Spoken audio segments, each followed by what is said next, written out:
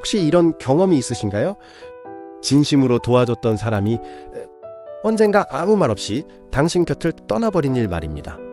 도움을 주며 함께 웃었고 힘들 때 손 내밀었던 그 사람이 어느 날은 연락조차 없이 사라질 때 남는 건 허무함과 상처뿐입니다. 그런데 이상하죠? 나쁜 짓 한 것도 없고 그저 잘 되길 바랐을 뿐인데 왜 오히려 그 사람이 나를 멀리할까요? 이 10분은 그 이유를 밝히는 시간입니다. 단순히 사람을 탓하거나 세상을 비관하는 이야기가 아닙니다. 정약용이 남긴 인간관계의 가장 날카로운 통찰. 도와줄 때조차 경계를 잃지 마라. 그 말의 진짜 의미를 알게 되는 시간입니다. 눈을 감고 들어도 좋습니다. 이건 단순한 조언이 아니라 당신의 마음을 지키는 이야기니까요. 정약용은 수많은 사람을 도왔습니다. 벼슬에 있을 때는 백성의 삶을, 유배 중에는 제자들의 앞날을, 그리고 말년에는 후학들의 마음을 도왔습니다. 하지만 역설적이게도 그를 떠난 사람도 그를 배신한 사람도 모두 그가 도와준 이들이었습니다. 그는 그때 깨달았습니다.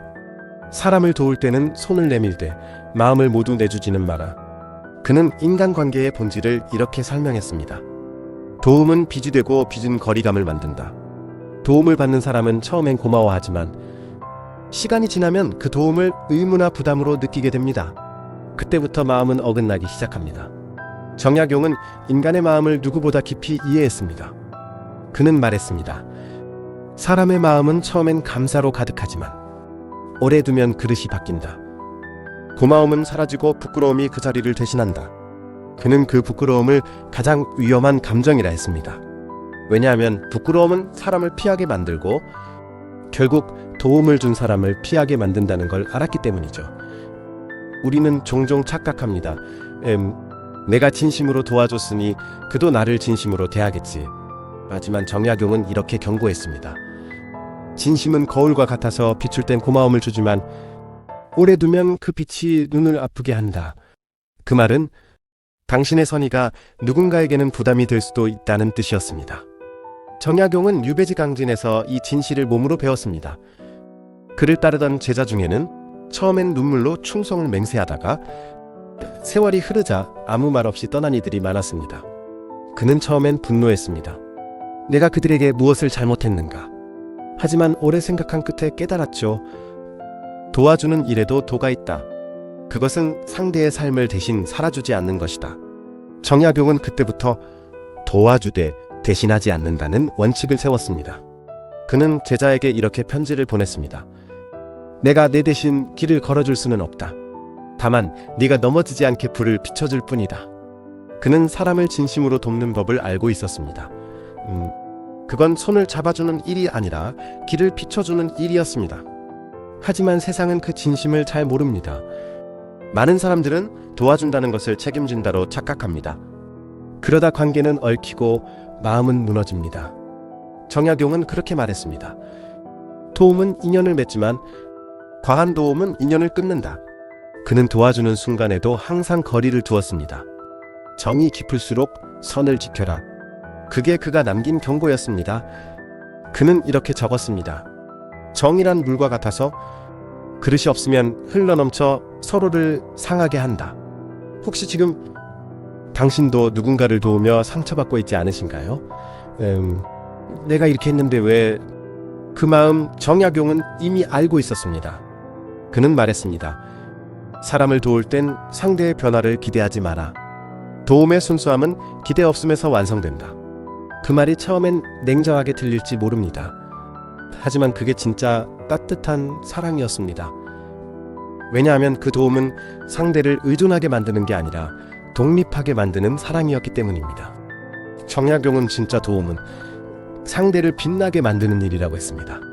도움은 주는 자의 선행이 아니라 받는 자의 용기를 깨우는 일이다. 그래서 그는 누군가가 스스로 일어서기 시작하면 조용히 뒤로 물러났습니다. 그건 외면이 아니라 존중이었습니다. 그는 말했습니다. 진짜 사랑은 손을 놓을 때 완성된다. 정약용의 인간관계 철학은 단호했습니다. 사람을 미워하지 마라.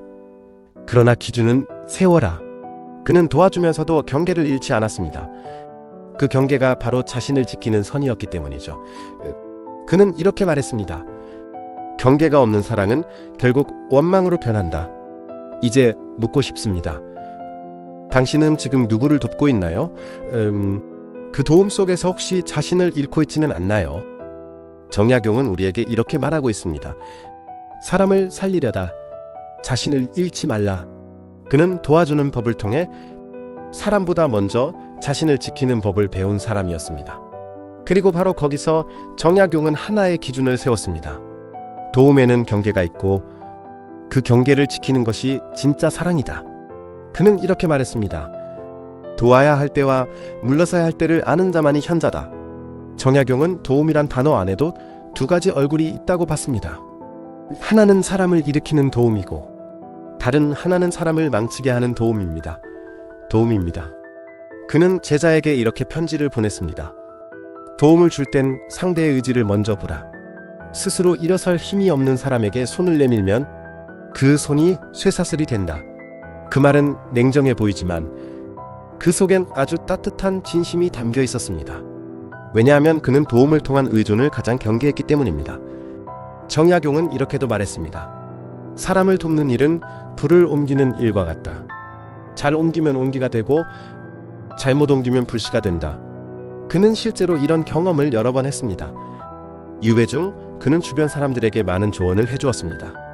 하지만 시간이 지나자 그 조언이 부담이 되어 그를 떠난 이들이 생겼습니다. 그는 그때 깨달았습니다.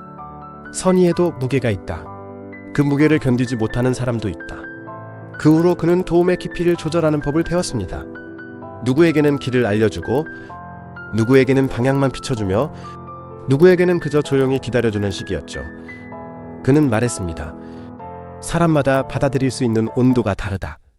내 온기로 그를 태우지 마라. 정약용의 도움 철학은 단순한 기술이 아니라 관계의 절제미였습니다. 그는 사람을 대할 때 언제나 마음속으로 이렇게 물었다고 합니다. 지금 이 도움은 상대를 살리는가? 아니면 나를 증명하려는가? 그는 도와주는 사람의 마음속에도 교만이 숨어 있을 수 있다고 경고했습니다. 나는 그를 위해 돕는다는 말이 사실은 나는 옳다라는 자만으로 변하기 쉽다는 걸 알았기 때문입니다. 그는 이렇게 썼습니다. 선을 행하되 선을 자랑하지 말라. 선은 조용할수록 오래간다. 정약용에게 도움은 보여주는 행위가 아니라 묵묵히 곁을 지키는 행위였습니다. 그는 제자에게 이런 편지를 남겼습니다. 진짜 어른은 남을 끌어올리는 손보다 넘어지지 않게 옆을 지키는 그림자다. 혹시 지금 당신도 그런 그림자가 되어본 적 있지 않나요? 밥쉬 돕고 묵묵히 참고 하지만 그 마음을 몰라주는 사람을 보며 서운했던 적. 정약용은 그 마음을 이렇게 위로했습니다. 그대의 선의가 전해지지 않았다면 그것은 그대의 잘못이 아니다. 다만 아직 세상이 그 선을 받을 준비가 안 된 것이다. 그는 세상을 미워하지 않았습니다. 대신 스스로를 단련했습니다. 그는 말했습니다. 착한 마음은 세상을 바꾸지 못할지라도 자신을 지키는 힘은 된다. 그의 도움은 그래서 언제나 조용했습니다. 소리 없이 다가가고 소리 없이 물러났습니다. 그는 도움을 준 뒤 남는 침묵의 시간을 가장 중요하게 여겼습니다. 그는 이렇게 썼습니다. 도움을 마친 뒤의 침묵이 관계를 지킨다. 그 침묵 속에서 상대는 자신을 돌아볼 수 있고 그 침묵 속에서 도운 사람은 자신을 다시 세울 수 있기 때문이죠. 정약용은 말했습니다. 사람은 도움을 받을 때보다 도움을 떠나보낼 때 진심이 드러난다. 그는 사람을 붙잡지 않았습니다. 떠나는 사람을 원망하지도 않았습니다. 하면 그는 알았습니다. 도움의 끝은 놓아주는 것이라는 걸. 그는 제자들에게 이렇게 말했습니다. 붙잡지 마라. 떠나야 할 사람을 붙잡으면 남은 마음이 병이 된다. 그는 마음의 병을 경계했습니다. 그 병은 서운함, 원망, 미련의 이름으로 찾아오니까요. 정약용은 우리에게 이렇게 남겼습니다. 도움의 마지막은 집착을 버리는 일이다. 떠나는 사람에게 마음을 얹지 마라. 그대의 마음은 그대의 자리에 있어야 한다. 그는 사람을 돕는다는 이유로 자신을 잃는 사람들을 가장 안타까워했습니다. 그래서 그는 마지막에 이렇게 말했습니다. 사람을 살리려다 스스로를 잃지 말라. 그는 그 한마디로 도움의 모든 철학을 완성했습니다. 혹시 지금 누군가를 도우며 마음이 점점 무거워지고 있진 않으신가요? 그렇다면 이 말을 기억하세요. 도움은 사랑이지만 그 사랑이 자신을 해치기 시작하면 그건 이미 경계를 넘은 것이다. 정약용은 그 선을 누구보다 명확히 지켰습니다. 그 선이 있었기에 그의 도움은 오래 기억되었습니다.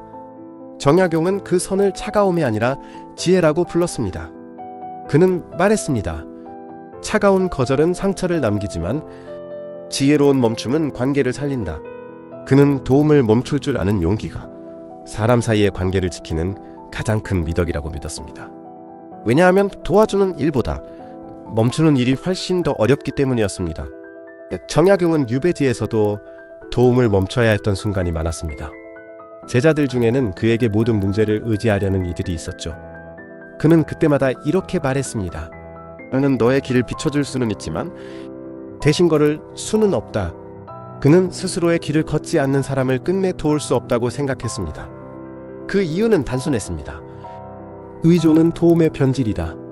그는 도움을 받는 사람이 자신의 삶을 직접 걸어갈 때 비로소 도움이 의미를 갖는다고 믿었습니다. 그는 제자에게 편지에 이렇게 썼습니다. 내가 내 손을 잡고 가면 너는 내 그림자가 된다. 하지만 내가 등불을 들면 너는 내 발로 설 수 있다. 정약용은 사람을 이끄는 사람이 아니라 길을 비추는 사람이 되고자 했습니다. 그는 한 제자를 유배지에서 가르치던 중 그 제자가 스스로 판단하지 못하고 계속 의논만 해오자 조용히 그에게 편지를 돌려보냈습니다. 그 편지엔 단 한 줄만 적혀 있었습니다. 이제는 내 말이 아니라 내 마음이 답을 해야 할 때다. 그 제자는 처음엔 서운해했지만 세월이 흐른 뒤 그 편지 한 줄이 자신을 깨웠다고 회상했습니다. 정약용은 도움을 끊는 순간이 오히려 진짜 가르침이 되는 때가 있음을 알고 있었습니다. 그는 이렇게 말했습니다. 진짜 스승은 말을 멈출 때 제자를 깨운다. 정약용은 선을 긋는 것, 이 관계를 자르는 일이 아니라 관계를 오래가게 만드는 기술이라고 말했습니다. 그는 이렇게 남겼습니다. 경계는 벽이 아니라 다리다. 서로의 마음이 섞이지 않게 하되 멀어지지도 않게 한다. 그에게 선이란 사람을 밀어내기 위한 것이 아니라 서로를 안전하게 지키기 위한 거리였습니다. 그 거리가 있었기에 그는 많은 사람과 오랫동안 좋은 관계를 유지할 수 있었죠. 그는 말했습니다. 거리가 있어야 관계가 숨 쉴 수 있다. 하지만 정약용의 이런 태도를 모두가 이해한 것은 아니었습니다. 그를 멀어졌다고 느낀 이들도 있었습니다. 그는 그들에게 이렇게 말했습니다. 내가 멀어진 게 아니라 그대가 스스로 설 자리를 얻은 것이다. 그는 도움을 끊는 순간 상대가 스스로 자라나는 순간이 온다고 믿었습니다. 그래서 그는 자신의 침묵을 죄책감으로 여기지 않았습니다. 그 침묵이 상대를 키우는 시간이라 생각했기 때문이죠. 그는 이렇게 기록했습니다. 도움은 말로 끝나지 않는다. 침묵으로 완성된다. 정약용은 사람과의 거리를 늘 조심스럽게 다뤘습니다. 너무 가까우면 서로를 상하게 하고 너무 멀면 마음이 식어버린다는 걸 알았기 때문입니다. 그는 말했습니다. 사람의 관계는 불과 같다. 너무 멀면 식고 너무 가까우면 타버린다. 그래서 그는 언제나 관계의 온도를 조절했습니다. 그는 따뜻하되 뜨겁지 않았고 가깝되 얽히지 않았습니다. 그 절제의 미학이 바로 그의 인간관계 철학이었습니다. 정약용은 스스로를 도움을 주는 사람보다 배움을 주는 사람이라 정의했습니다. 그는 말했습니다. 도움은 순간이지만 배움은 평생을 지탱한다. 그는 누군가를 돕기보다 스스로 깨닫게 하는데 더 큰 가치를 두었습니다. 그가 사람을 대할 때 항상 던졌던 질문이 있습니다. 그대는 지금 도움을 바라는가 아니면 배움을 바라는가? 그 질문 하나로 많은 사람들의 마음이 조용히 흔들렸다고 합니다. 정약용은 세상을 떠나기 전 제자들에게 마지막으로 이런 말을 남겼습니다. 사람을 너무 쉽게 불쌍히 여기지 말라. 그 불쌍함이 그를 약하게 만든다. 그는 진정한 연민이다. 대신해주는 마음이 아니라 스스로 설 수 있게 기다려주는 마음이라 했습니다. 그 기다림 속에 진짜 사랑이 있음을 알았기 때문이죠. 그는 이렇게 마무리했습니다. 사람을 돕되 그가 설 때까지 말없이 기다려라. 그것이 가장 깊은 도움이다. 혹시 지금 당신도 그런 기다림 속에 있지 않나요? 도와주고 싶지만 더 이상은 아닌 것 같아. 마음이 흔들릴 때 정약용의 이 말을 떠올려 보세요. 물러서야 할 때 물러서는 것이 진짜 어른의 사랑이다. 그는 그 한마디로 인간관계의 진짜 성숙을 설명했습니다. 그에게의 도움은 행동이 아니라 관계의 품격이었습니다. 그리고 그 품격은 언제나 멈출 줄 아는 지혜에서 나왔습니다. 그는 이렇게 말했습니다. 멈출 줄 아는 사람이 오래 남는다. 그의 삶이 그것을 증명했습니다. 많은 인연이 지나가도 정약용의 이름이 오랫동안 기억되는 이유는 그가 도운 사람이 아니라 그가 품은 마음의 온도 때문이었습니다. 그가 품은 마음의 온도는 시간이 흘러도 식지 않았습니다. 정약용의 인간관계는 계산이 아니라 기준이 있었기 때문입니다. 그 기준은 단순했습니다. 사람을 도울 때 자신을 잃지 말라. 그는 언제나 자신에게 물었습니다. 이 도움은 나를 지키고 있는가 아니면 나를 소모하고 있는가? 그 질문 하나로 관계의 균형을 유지했습니다. 정약용은 인간관계의 본질을 거리의 미학이라 했습니다. 가깝되 얽히지 않고 따뜻하되 타지 않는 거리. 그 적당한 간격이 있었기에 그의 관계는 오래도록 편안했습니다. 그는 말했습니다. 거리를 모르는 친절은 결국 부담이 되고 기준이 없는 도움은 결국 상처가 된다. 혹시 지금 당신도 그런 경험이 있지 않나요? 누군가를 돕다가 마음이 지쳐버린 일. 그 사람을 위해 희생했지만 정작 자신은 텅 비어버린 순간. 정약용은 그때 이렇게 말했습니다. 도움을 주었는데 마음이 허전하다면 그것은 도가 어긋난 것이다. 그는 도움의 척도를 상대의 반응이 아니라 도움을 주는 내 마음의 평안함으로 보았습니다. 진심으로 돕는 사람은 상대가 돌아서도 원망하지 않는다고 말했죠. 도움의 목적이 사람에게 있으면 상처가 되고 진심에 있으면 평화가 된다. 그는 세상에게 인정받지 못한 친절이 결국 자신을 성숙하게 만든다고 믿었습니다. 그래서 그는 이렇게 말했습니다. 도움을 잇는 사람을 원망하지 마라. 그는 그대의 시험이요, 그대의 거울이다. 정약용은 세상을 살면서 수없이 많은 이별과 오해를 겪었지만 끝내 한 번도 사람을 미워하지 않았습니다. 그는 말했습니다. 사람을 미워하면 마음이 늙고 사람을 이해하면 마음이 자란다. 그의 인간관계 철학은 단호하지만 따뜻했습니다.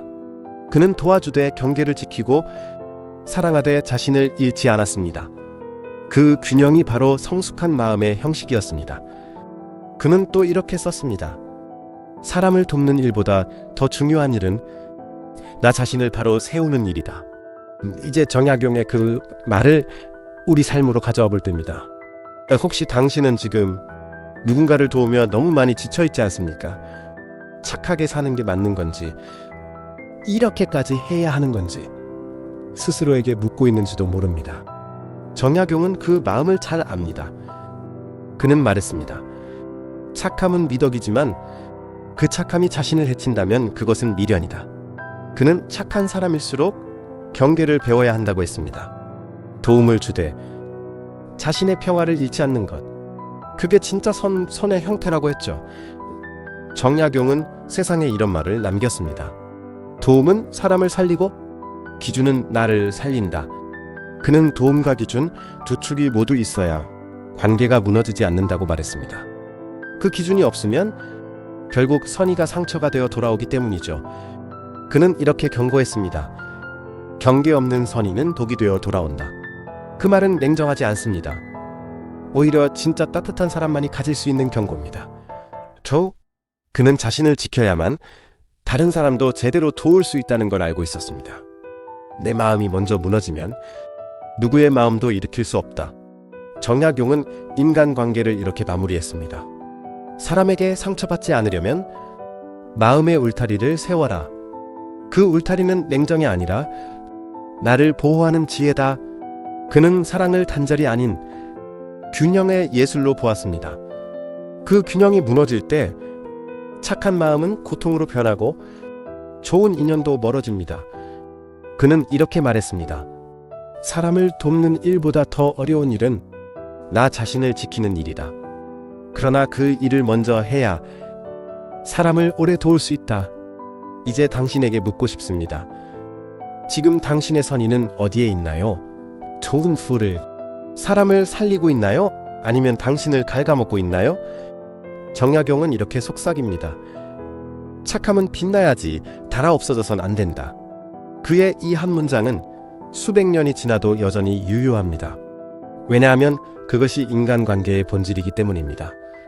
이제 이 영상을 다 들은 당신은 아마 이렇게 느끼실 겁니다. 내가 도와주는 법을 잘못 알고 있었구나. 하지만 괜찮습니다. 지금 이 순간부터 바로 잡으면 됩니다. 정약용이 말했듯이 깨달음은 늦은 때가 아니라 정확한 때에 온다. 당신이 지금 이 이야기를 듣고 있다면 그건 이미 마음이 회복을 시작했다는 뜻입니다. 이제 오늘 하루 누군가를 도와야 한다면 그 전에 자신에게 먼저 물어보세요. 나는 이 도움으로 나도 평안한가? 그 질문 하나가 당신의 마음을 지켜줄 겁니다. 그리고 그 마음이 평안하다면 그때의 도움은 반드시 오래 남습니다. 정약용은 그걸 믿었습니다. 선은 조용히 남는 것이라고. 이 영상이 마음에 닿았다면 지금 좋아요와 구독을 눌러주세요. 그건 단순한 클릭이 아니라 당신의 마음을 다시 단단히 세우는 행동입니다. 오늘 하루 누군가를 도우면서도 스스로를 잃지 않기를 바랍니다. 사람을 살리려면 먼저 나를 지켜야 한다. 그 말 한마디가 당신의 관계를 다시 단단히 세워줄 겁니다. 이상으로 끝까지 시청해주셔서 감사합니다.